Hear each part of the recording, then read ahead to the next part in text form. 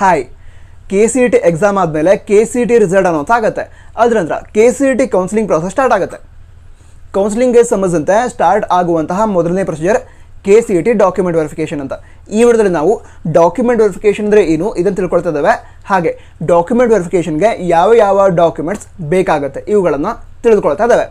ನಂತರ ನಮ್ಮ KE ಅವರು ಡಾಕ್ಯುಮೆಂಟ್ಸ್ಗಳ ಫಾರ್ಮೆಟ್ ಯಾವ ರೀತಿ ಇರಬೇಕು ಅಂತ ಬ್ರೋಷರಲ್ಲಿ ತಿಳಿಸಿದರು. ಆ ಫಾರ್ಮೆಟ್ಗಳನ್ನು ನಾವು ನಮ್ಮ ಟೆಲಿಗ್ರಾಮ್ ಗ್ರೂಪಲ್ಲಿ ಶೇರ್ ಮಾಡಿದ್ದೇವೆ. ನೀವು ಕೂಡ ನಮ್ಮ ಟೆಲಿಗ್ರಾಮ್ ಗ್ರೂಪನ್ನು ಜಾಯ್ನ್ ಆಗಬಹುದು. ಲಿಂಕ್ ಡಿಸ್ಕ್ರಿಪ್ಷನ್ ಅದೇ ರೀತಿ ಟಾಪ್ ಕಮೆಂಟ್ ಬಾಕ್ಸಲ್ಲಿ ಇರುತ್ತೆ. ಸರಿ, ಈಗ ಈ ಒಂದು KCET ಡಾಕ್ಯುಮೆಂಟ್ ವೆರಿಫಿಕೇಷನ್ ಅಂದರೆ ಏನು ಇದನ್ನು ತಿಳ್ಕೊಳ್ಳೋಣ. ನೀವೀಗ KCET ಎಕ್ಸಾಮ್ಗೆ ಅಪ್ಲಿಕೇಶನ್ ಆಗಬೇಕಾದ್ರೆ ನಿಮ್ಮ ಡೀಟೇಲ್ಸನ್ನು ಎಂಟರ್ ಮಾಡಿದ್ರಿ. ಅದ್ರ ಜೊತೆಗೇ ನಿಮಗೆ ಯಾವ್ಯಾವ ಕೋಟಾ ಅಪ್ಲೈ ಆಗುತ್ತೆ ಅದ್ರ ಬಗ್ಗೆ ಕೂಡ ಎಂಟರ್ ಮಾಡಿದ್ರಿ. ಈಗ KCET ಕೌನ್ಸಿಲಿಂಗಿಂತ ಮೊದಲು ನಮ್ಮ KE ಅವರು ನೀವು ನಿಮ್ಮ ಡೀಟೇಲ್ಸನ್ನು ಏನು ಎಂಟರ್ ಮಾಡಿದ್ರಿ ಅವುಗಳನ್ನು ವೆರಿಫೈ ಮಾಡ್ತಾರೆ. ಅದ್ರ ಜೊತೆಗೇ ನೀವು ಯಾವ್ಯಾವ ಕೋಟಾಕ್ಕೆ ಎಲಿಜಿಬಲ್ ಇದ್ದೀರಾ ಅಂತ ನೀವು ತಿಳಿಸಿದ್ರಿ. ಅದಕ್ಕೆ ನೀವು ನಿಜವಾಗ್ಲೂ ಎಲಿಜಿಬಲ್ ಇದ್ದೀರಾ ಅಥವಾ ಇಲ್ವಾ ಇದನ್ನು ಚೆಕ್ ಮಾಡ್ತಾರೆ. ಈ ಪ್ರಾಸೆಸ್ ಏನಿದೆ ಇದನ್ನು KCET ಡಾಕ್ಯುಮೆಂಟ್ ವೆರಿಫಿಕೇಷನ್ ಅಂತ ಕರೀತಾರೆ. ನಂತರ ಡಾಕ್ಯುಮೆಂಟ್ ವೆರಿಫಿಕೇಷನ್ ಏನಿದೆ ಅದಕ್ಕೆ ಡೇಟ್ಸನ್ನು ತಿಳಿಸ್ತಾರೆ. ಹಾಗೆ ಡಾಕ್ಯುಮೆಂಟ್ ವೆರಿಫಿಕೇಷನ್ ಯಾವ ರೀತಿ ಆಗುತ್ತೆ, ಆನ್ಲೈನಲ್ಲಿ ಆಗುತ್ತಾ ಅಥವಾ ಆಫ್ಲೈನಲ್ಲಿ ಆಗುತ್ತಾ, ಈ ಎಲ್ಲ ಡೀಟೇಲ್ಸನ್ನು ಕೂಡ ತಿಳಿಸ್ತಾರೆ. ಆದರೆ ಇದುವರೆಗೆ ಡೇಟ್ಸ್ ಆಗಿರಲಿ ಅಥವಾ ಯಾವ ಮೋಡಲ್ಲಿ ಡಾಕ್ಯುಮೆಂಟ್ ವೆರಿಫಿಕೇಷನ್ ನಡೆಯುತ್ತೆ ಅಂತ ತಿಳಿಸಿಲ್ಲ. ತಿಳಿಸಿದ ನಂತರ ಆದಷ್ಟು ಬೇಗ ನಿಮಗೆ ತಿಳಿಸ್ತೀವಿ. ಅದಕ್ಕೋಸ್ಕರ ತಪ್ಪದೆ ಸಬ್ಸ್ಕ್ರೈಬ್ ಮಾಡಿ, ಆಯಿತಾ? Thank you. ಸರಿ, ಈಗ ವಿಷಯಗಳನ್ನು ತಿಳಿದುಕೊಳ್ತಾ ಹೋಗೋಣ. ಇವತ್ತು ಡಾಕ್ಯುಮೆಂಟ್ ವೆರಿಫಿಕೇಷನ್ ಅಂದರೆ ಈಗ ನಿಮಗೆ ಕ್ಲಿಯರ್ ಆಯಿತು ಅಂತ ಅಂದ್ಕೊಂಡಿದ್ದೀನಿ. ಈಗ ಈ ಒಂದು KCET ಡಾಕ್ಯುಮೆಂಟ್ ವೆರಿಫಿಕೇಷನ್ ಏನಿದೆ ಅದಕ್ಕೆ ಯಾವ ಡಾಕ್ಯುಮೆಂಟ್ಸ್ ಬೇಕಾಗುತ್ತೆ ಇದನ್ನು ತಿಳ್ಕೊಳ್ತಾ ಹೋಗೋದಾದ್ರೆ, ನೀವೀಗ KCET ಎಕ್ಸಾಮನ್ನು ಬರೆದಿದೆ ಅಂತ ಹೇಳಿದ್ರೆ KCET ಎಕ್ಸಾಮ್ಗೆ ಅಪ್ಲಿಕೇಶನ್ ಹಾಕಿರ್ತೀರ. ಆ ಅಪ್ಲಿಕೇಶನ್ ಏನಿದೆ ಅದು ಕೂಡ ಡಾಕ್ಯುಮೆಂಟ್ ಆಗಿ ಬೇಕಾಗುತ್ತೆ, ಅಂದರೆ ಡಾಕ್ಯುಮೆಂಟ್ ಆಗಿ ಕನ್ಸಿಡರ್ ಮಾಡ್ತಾರೆ. ಈಗ ನಮ್ಮ KE ಅವರು KCET ಅಪ್ಲಿಕೇಶನನ್ನು ಎಡಿಟ್ ಮಾಡೋದಕ್ಕೆ ಹಲವಾರು ಬಾರಿ ಅವಕಾಶವನ್ನು ನೀಡಿದರು. ಈಗ ನೀವು ಅಪ್ಲಿಕೇಶನ್ನ ಎಡಿಟ್ ಮಾಡಿದಿದ್ರೆ ನೀವು ಫೈನಲಿ ಎಡಿಟೆಡ್ ಅಪ್ಲಿಕೇಶನ್ ಏನಿತ್ತು ಅದರ ಪ್ರಿಂಟೌಟ್ ಕೂಡ ಬೇಕಾಗತ್ತೆ ಅಥವಾ ಆ ಒಂದು ಅಪ್ಲಿಕೇಶನ್ ಬೇಕಾಗತ್ತೆ. ಎಡಿಟ್ ಮಾಡಿದ ನಂತರ ಇರುವಂತಹ ಅಪ್ಲಿಕೇಶನ್ ಬೇಕಾಗತ್ತೆ. ಅದರ ನಂತರ ನೀವೀಗ KCET ಎಕ್ಸಾಮ್ಗೆ ಹೋಗಬೇಕಾದ್ರೆ ಅಡ್ಮಿಟ್ ಕಾರ್ಡನ್ನು ತೆಗೆದುಕೊಂಡು ಹೋಗಿದ್ವಿ. ಆ ಅಡ್ಮಿಟ್ ಕಾರ್ಡ್ ಕೂಡ ಬೇಕಾಗತ್ತೆ. KCET ಡಾಕ್ಯುಮೆಂಟ್ ವೆರಿಫಿಕೇಷನಲ್ಲಿ ಅಡ್ಮಿಟ್ ಕಾರ್ಡನ್ನು ಕೂಡ ಒಂದು ಡಾಕ್ಯುಮೆಂಟ್ ಅಂತ ಕನ್ಸಿಡರ್ ಮಾಡ್ತಾರೆ. ಈಗಷ್ಟೇ ಅಲ್ಲ, ಅಂದರೆ ಕೇವಲ ಡಾಕ್ಯುಮೆಂಟ್ ವೆರಿಫಿಕೇಷನ್ ಅಷ್ಟೇ ಅಲ್ಲ, ನೀವೀಗ KCET ಕೌನ್ಸಿಲಿಂಗ್ ಮೂಲಕ ಸೀಟನ್ನು ಪಡೆದುಕೊಂಡ ನಂತರ ಅಡ್ಮಿಷನ್ ಏನಾಗುತ್ತೆ ಆ ಸಂದರ್ಭದಲ್ಲೂ ಕೂಡ ಅಡ್ಮಿಟ್ ಕಾರ್ಡ್ ಬೇಕಾಗುತ್ತೆ. ಅದಕ್ಕೋಸ್ಕರ KCET ಎಕ್ಸಾಮ್ನ ಅಡ್ಮಿಟ್ ಕಾರ್ಡ್ ಏನಿದೆ ಅದನ್ನು ಸೇಫಾಗಿ ಇಟ್ಕೊಂಡಿರಿ. ನಂತರ ಮತ್ತೆ ಯಾವ ಡಾಕ್ಯುಮೆಂಟ್ ಬೇಕಾಗತ್ತೆ ಅಂತ ತಿಳ್ಕೊಳ್ಳೋದಾದರೆ ನಿಮ್ಮ SSLC ಮಾರ್ಕ್ಸ್ ಕಾರ್ಡ್ ಬೇಕಾಗತ್ತೆ. ಹಾಗೆ ಸೆಕೆಂಡ್ PUC ಮಾರ್ಕ್ಸ್ ಕಾರ್ಡ್ ಕೂಡ ಬೇಕಾಗುತ್ತೆ. ಈಗ KCET ಡಾಕ್ಯುಮೆಂಟ್ ವೆರಿಫಿಕೇಷನ್ ಪ್ರಾರಂಭ ಆಗುವಂಥ ಸಂದರ್ಭದಲ್ಲಿ ನಿಮ್ಮ second PUC original marks card ಬಂದಿರದೇ ಇದ್ದರೆ ಏನು ಮಾಡ್ಬೋದು ಅಂತ ತಿಳ್ಕೊಳ್ಳೋದಾದರೆ ನೀವು ನಿಮ್ಮ ಕಾಲೇಜ್ಗೆ ಹೋಗಿ ಪ್ರೊವಿಷನಲ್ ಮಾರ್ಕ್ಸ್ ಕಾರ್ಡನ್ನು ಕೇಳಿ. ಪ್ರೊವಿಷನಲ್ ಮಾರ್ಕ್ಸ್ ಕಾರ್ಡನ್ನು ಕೇಳಿದರೆ ನಿಮ್ಮ ಕಾಲೇಜ್ನವರು ನಿಮಗೆ ಪ್ರೊವಿಷನಲ್ ಮಾರ್ಕ್ಸ್ ಕಾರ್ಡನ್ನು ಕೊಡ್ತಾರೆ. ಅದ್ರ ಮೇಲೆ ನೀವು ಯಾವ್ಯಾವ ವಿಷಯಕ್ಕೆ ಎಷ್ಟು ಮಾರ್ಕ್ಸನ್ನು ಪಡೆದುಕೊಂಡಿದ್ದೀರಾ ಆ ಡೀಟೇಲ್ಸ್ ಇರುತ್ತೆ. ಅದ್ರ ಜೊತೆಗೇ ನಿಮ್ಮ ಕಾಲೇಜ್ನ ಪ್ರಿನ್ಸಿಪಾಲ್ರು ಅದ್ರ ಮೇಲೆ ಸಿಗ್ನೇಚರ್ ಮಾಡಿರ್ತಾರೆ. ಇದನ್ನು ಪ್ರೊವಿಷನಲ್ ಮಾರ್ಕ್ಸ್ ಕಾರ್ಡನ್ನು ಕರೀತಾರೆ. ಇದನ್ನು ನೀವು ಸೆಕೆಂಡ್ PUC ಮಾರ್ಕ್ಸ್ ಕಾರ್ಡ್ ಅಂತ ಡಾಕ್ಯುಮೆಂಟ್ ವೆರಿಫಿಕೇಷನಲ್ಲಿ ಸಬ್ಮಿಟ್ ಮಾಡಬಹುದು. ಆದರೆ ಈಗ ಇಂಟರ್ನೆಟಲ್ಲಿ ರಿಸಲ್ಟ್ ಬಂದಿತ್ತು, ಅದರ ಪ್ರಿಂಟೌಟನ್ನು ತೆಗೆದುಕೊಂಡು ಡಾಕ್ಯುಮೆಂಟ್ ವೆರಿಫಿಕೇಷನ್ಗೆ ಸಬ್ಮಿಟ್ ಮಾಡೋದಕ್ಕೆ ಹೋಗಬೇಡಿ. ಅದನ್ನು ಕನ್ಸಿಡರ್ ಮಾಡಲ್ಲ. ನೀವು ಕಾಲೇಜಿಗೆ ಹೋಗಿ ಅಲ್ಲಿಂದಾನೇ ಪ್ರೊವಿಷನಲ್ ಮಾರ್ಕ್ಸ್ ಕಾರ್ಡನ್ನು ಪಡೆದುಕೊಂಡು ಅದನ್ನು KCET ಡಾಕ್ಯುಮೆಂಟ್ ವೆರಿಫಿಕೇಷನಲ್ಲಿ ಸಬ್ಮಿಟ್ ಮಾಡಬೇಕಾಗತ್ತೆ. ಸರಿನಾ?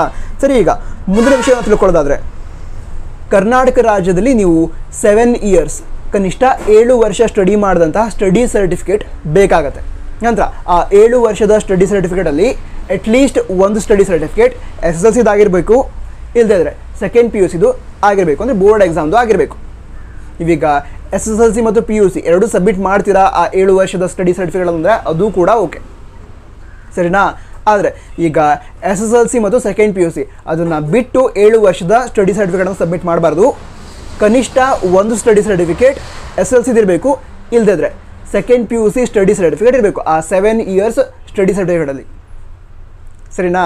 ಸರಿ, ಆ ಸ್ಟಡಿ ಸರ್ಟಿಫಿಕೇಟ್ ಏನಿರುತ್ತೆ ಅದರ ಮೇಲೆ DDPI ಅಥವಾ BEO ಅವರ ಸಿಗ್ನೇಚರ್ ಇರಬೇಕು. ಈಗ 1ರಿಂದ 10ನೇ ತರಗತಿಯವರೆಗಿನ ಸ್ಟಡಿ ಸರ್ಟಿಫಿಕೇಟನ್ನು ಸಬ್ಮಿಟ್ ಮಾಡ್ತಾ ಇದ್ದರೆ ಅದರ ಮೇಲೆ BEO ಅವರ ಸಿಗ್ನೇಚರ್ ಇರಬೇಕು.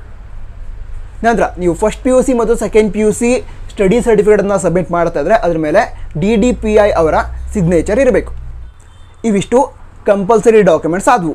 ಈಗ ಹೇಳ್ತಿರುವಂತಹ ಡಾಕ್ಯುಮೆಂಟ್ಸ್ ಏನಿದ್ದಾವೆ ಅವುಗಳು ಯಾರಿಗೆ ಅಪ್ಲೈ ಆಗುವಂಥದ್ದು ಅಂತ ಹೇಳಿದ್ರೆ, ನೀವು ಅಪ್ಲಿಕೇಶನ್ ಹಾಕಬೇಕಾದ್ರೆ ನಿಮಗೆ ಯಾವ ಯಾವ ಕೋಟಾ ಅಪ್ಲೈ ಆಗುತ್ತೆ ಅಂತ ನೀವು ತಿಳಿಸಿದ್ರಿ, ಅದರ ಆಧಾರದ ಮೇಲೆ ಈಗ ಹೇಳ್ತಿರುವಂಥ ಡಾಕ್ಯುಮೆಂಟ್ಸನ್ನು ನೀವು ಸಬ್ಮಿಟ್ ಮಾಡಬೇಕಾಗತ್ತೆ. ಮೊದಲನೇದಾಗಿ ಕಾಸ್ಟ್ ಸರ್ಟಿಫಿಕೇಟ್. ನೀವೀಗ SC ST OBC ಅಂದರೆ ಕ್ಯಾಟಗರಿ 1 2A 2B ಇವುಗಳಿಗೆ ಸೇರಿದಂತಹ ವಿದ್ಯಾರ್ಥಿಗಳಾಗಿದ್ದರೆ ಕಾಸ್ಟ್ ಸರ್ಟಿಫಿಕೇಟನ್ನು ರೆಡಿ ಮಾಡಿ ಇಟ್ಕೊಂಡ್ರಿ. ಅದರ ನಂತರ ಇನ್ಕಮ್ ಸರ್ಟಿಫಿಕೇಟ್ ಏನಿರುತ್ತೆ ಅದು ಕೂಡ ಬೇಕಾಗತ್ತೆ. ನಂತರ ಇನ್ಕಮ್ ಏನಿದೆ ಅದರ ಆಧಾರದ ಮೇಲೆ SNQ ಕೋಟಾ ಅಂತ ಸಿಗತ್ತೆ.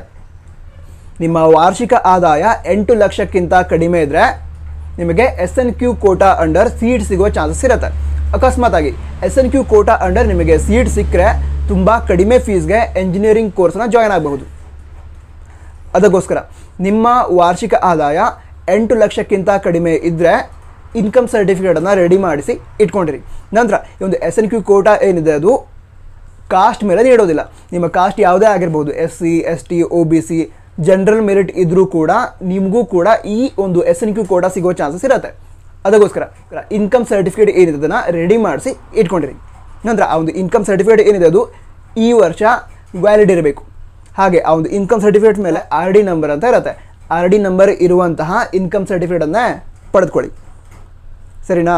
ಸರಿ, ಈಗ ಮತ್ತೆ ಯಾವ ಡಾಕ್ಯುಮೆಂಟ್ ಬೇಕಾಗತ್ತೆ ಇದನ್ನು ತಿಳ್ಕೊಳ್ಳೋದಾದರೆ, ನಂತರ ನೀವು ಅಪ್ಲಿಕೇಶನ್ ಹಾಕಬೇಕಾದ್ರೆ ನಿಮಗೆ ಕನ್ನಡ ಮೀಡಿಯಂ ಕೋಟಾ ಅಪ್ಲೈ ಆಗುತ್ತೆ ಅಂತ ನೀವು ತಿಳಿಸಿದರೆ ಆ ಸಂದರ್ಭದಲ್ಲಿ ನೀವು ಕನ್ನಡ ಮೀಡಿಯಂ ಸ್ಟಡಿ ಸರ್ಟಿಫಿಕೇಟನ್ನು ಸಬ್ಮಿಟ್ ಮಾಡಬೇಕಾಗತ್ತೆ.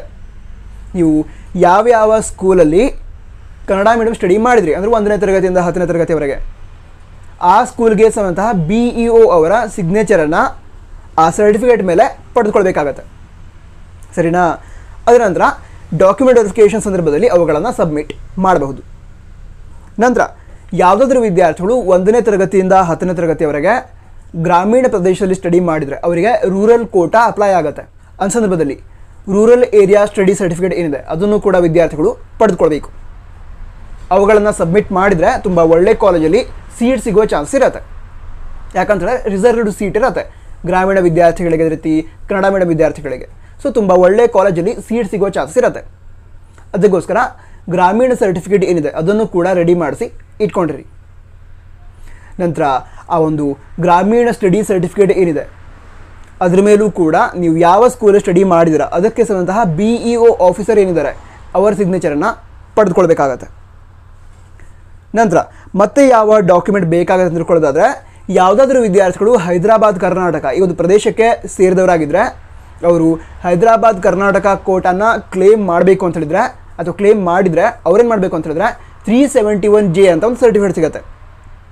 ಅದನ್ನು ಪಡೆದುಕೊಂಡು ಅದನ್ನು ಸಬ್ಮಿಟ್ ಮಾಡಬೇಕಾಗತ್ತೆ. ನಂತರ ಆ ಒಂದು 371J ಸರ್ಟಿಫಿಕೇಟ್ ಏನಿದೆ ಅದ್ರ ಮೇಲೆ ಕೂಡ RD ನಂಬರ್ ಇರಬೇಕು. RD ನಂಬರ್ ಇರುವಂತಹ 371J ಸರ್ಟಿಫಿಕೇಟನ್ನು ಪಡೆದುಕೊಳ್ಳಿ. ಸರಿನಾ? ಸರಿ, ಮತ್ತೆ ಯಾವ ಡಾಕ್ಯುಮೆಂಟ್ ಬೇಕಾಗುತ್ತೆ ತಿಳ್ಕೊಳ್ಳೋದಾದರೆ, ಯಾವುದಾದ್ರೂ ವಿದ್ಯಾರ್ಥಿಗಳು ಹೊರನಾಡು ಮತ್ತು ಗಡಿನಾಡು ಕನ್ನಡಿಗರಿಗಾಗಿ ಇರುವಂತಹ ಸೀಟ್ಸನ್ನು ಕ್ಲೇಮ್ ಮಾಡ್ತಾಯಿದ್ರೆ ಅಂತಹ ವಿದ್ಯಾರ್ಥಿಗಳಿಗೆ ಅಫಿಡವಿಟ್ ರೆಡಿ ಮಾಡಿಸಿ ಇಟ್ಕೊಳ್ಬೇಕಾಗತ್ತೆ. ಆ ಅಫಿಡವಿಟ್ ಅಂದರೆ ಮಾತೃಭಾಷೆ ಅಥವಾ ಮದರ್ ಟಂಗ್ಗೆ ಸಂಬಂಧಂತೆ ಒಂದು ಅಫಿಡವಿಟನ್ನು ರೆಡಿ ಮಾಡಿಸ್ಬೇಕು. ಅದು ಕೂಡ ಡಾಕ್ಯುಮೆಂಟ್ ವೆರಿಫಿಕೇಷನ್ಗೆ ಸಬ್ಮಿಟ್ ಮಾಡಬೇಕಾಗತ್ತೆ. ಸರಿನಾ? ಸರಿ, ಮತ್ತು ಯಾವುದಾದ್ರೂ ವಿದ್ಯಾರ್ಥಿಗಳು ಜಮ್ಮು ಕಾಶ್ಮೀರ ಪ್ರದೇಶದವರಾಗಿದ್ದರೆ ಅವರು ಕೂಡ ಅದಕ್ಕೆ ಸಂಬಂಧಂತಹ ಕೋಟಾವನ್ನು ಕ್ಲೇಮ್ ಮಾಡ್ತಾಯಿದ್ರೆ ಅದಕ್ಕೆ ಸಂಬಂಧಂತಹ ಸರ್ಟಿಫಿಕೇಟನ್ನು ಪಡೆದುಕೊಂಡು ಅದನ್ನು ಡಾಕ್ಯುಮೆಂಟ್ ವೆರಿಫಿಕೇಷನಲ್ಲಿ ಸಬ್ಮಿಟ್ ಮಾಡಬೇಕಾಗತ್ತೆ. ನಂತರ ಇವಿಷ್ಟು ವಿಷಯಗಳಾಗಿತ್ತು. ವಿಡಿಯೋ ಸಹಾಯ ಆಗಿದ್ರೆ ಲೈಕ್ ಮಾಡಿ, ನಿಮ್ಮ ಗೆಳೆಯರಿಗೆ ಶೇರ್ ಮಾಡಿ. ನಂತರ all the best. Jai Hind. Vande Mataram.